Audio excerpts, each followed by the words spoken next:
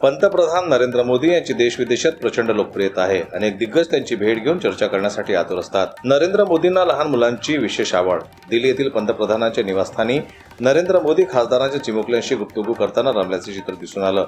निमित्त होतं ते कौटुंबिक भेटीचं।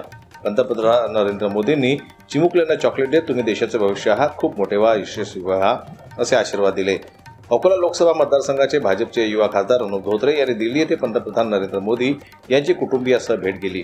त्यावेळी त्यांच्या पत्नी समीक्षा धोत्रे, कू याशिका, चिरण विजय व कू राजनंदिनी उपस्थित होते। संपूर्ण अकोला लोकसभा मतदारसंघाच्या वतीने खासदार अनुप धोत्रे यांनी छत्रपती शिवाजी महाराजांची मूर्ती देऊन पंतप्रधान नरेंद्र मोदी यांचा सत्कार केला।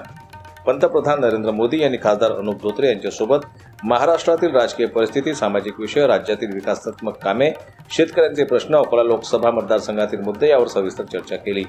केंद्र सरकारद्वारे राबविण्यात येणाऱ्या विविध योजनांचा महाराष्ट्राला होत असलेल्या लाभाची देखील त्यांनी माहिती घेतली।